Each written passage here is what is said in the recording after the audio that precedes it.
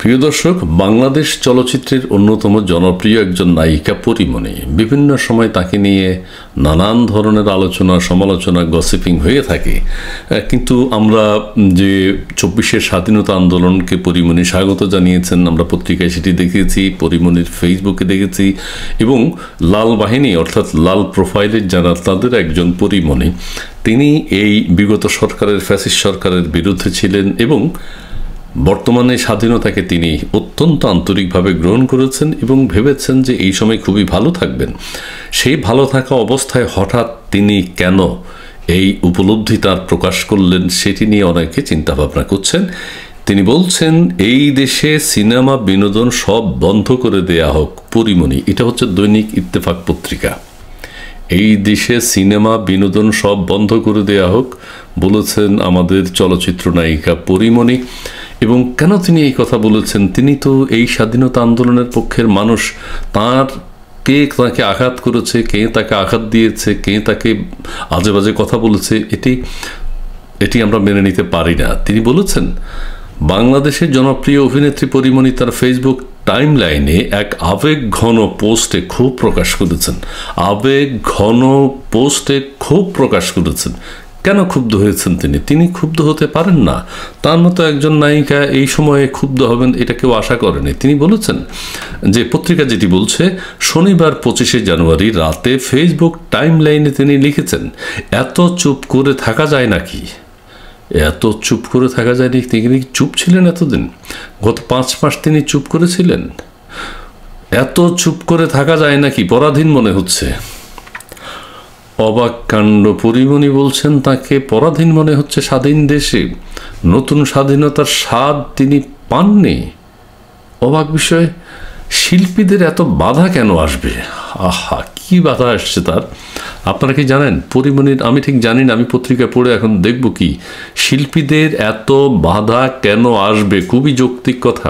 শিল্পীরা স্বাধীন, শিল্পীরা তাদের নিজের মতো করে অভিনয় করবেন, যে কোনো চরিত্র অভিনয় করবেন, তাদের একটা স্বাধীন সত্তা আছে। পরীমণির কথাটি আমি আবারও পড়ি, এত চুপ করে থাকা যায় নাকি? পরাধীন মনে হচ্ছে। শিল্পীদের এত বাধা আসবে কেন? ইনসিকিউর ফিল হচ্ছে। আরেক অবাক করা তথ্য দিলেন তিনি, দেশে এত শান্তি, আমাদের নোবেল শান্তি বিজয়ী যিনি আমাদের একমাত্র ডক্টর ইউনূস সাহেব, তিনি আমাদের প্রধান উপদেষ্টা, তার মধ্যে পরীমণি বলে যে ইনসিকিউর ফিল করছি। প্রধান উপদেষ্টা যদি এটি জানতে পারেন, পরীমণির হয়তো সিকিউরিটির ব্যবস্থা করবেন। কেন সে ইনসিকিউর ফিল করছে তাকে হয়তো যমুনাতে ডাক দিয়ে নিয়ে যাবেন, জানতে চাইবেন কি কারণে তার অসুবিধা হচ্ছে, সেটি সমাধান হয়ে যাবে। এমন স্বাধীন দেশে নিরাপদ নই কেন আমরা? এই আরেক কথা, এমন স্বাধীন দেশে, সত্যিই তো বলেছেন, এমন স্বাধীন দেশে নিরাপদ নই কেন আমরা? পরীমণি ঠিকই বলেছেন, কিন্তু ৫ মাস লেগেছে তার এই কথাগুলো বলতে।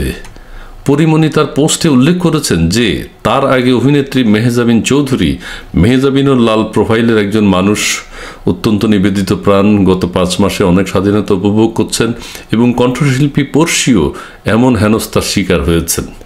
ধর্মের দোহাই দিয়ে তিনি এসব কর্মকাণ্ডের মাধ্যমে কী প্রমাণ করার চেষ্টা করা হচ্ছে সেই প্রশ্ন তুলেছেন তিনি। পরীমণির কি হয়েছিল আসলে? কে তাকে কোনো কাজে বাধা দিয়েছে? কোনো নিশ্চয়ই। তারপর আরও তিনি লিখেছেন, অভিনেত্রী আরও লেখেন, কি বলার আছে আর, কি বলার আছে আর? কতটুকু ক্ষোভ, অভিমান থাকলে এই কথা বলতে পারে? কি বলার আছে আর? ... এই দেশে সিনেমা বিনোদন সব বন্ধ করে দেয়া হোক। এই দেশে সিনেমা বিনোদন সব বন্ধ করে দেয়া হোক। তাহলে এটা পরীমণি বলতে হবে না, এমনিই সব বন্ধ হয়ে যাবে।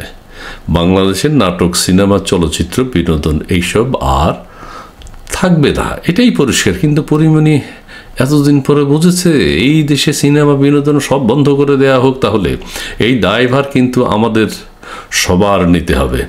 এই দায়ভার সবাই নেব না। এই দায়ভার আমরা কেন নেব? এই দায়ভার যারা বন্ধ করে দেবেন তারা নেবে, এবং যারা তাদেরকে সহযোগিতা করেছে তারা নেবে। আমাদের নাট্যজগৎ, আমাদের চলচ্চিত্র জগতের অনেকেই কিন্তু এই লাল বাহিনীকে সমর্থন জুগিয়েছিল, উৎসাহ জুগিয়েছিল। এখন তারা বলছে এই স্বাধীন দেশ আমরা পরাধীন কেন?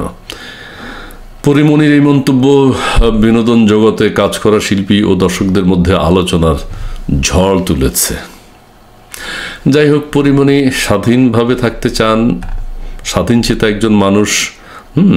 তিনি বুঝতে পারছেন যে এত চুপ করে থাকা যায় নাকি, পরাধীন মনে হচ্ছে, শিল্পীরা এত বাধা আসবে কেন, ইনসিকিউর ফিল হচ্ছে, এমন স্বাধীন দেশে নিরাপদ নই কেন আমরা?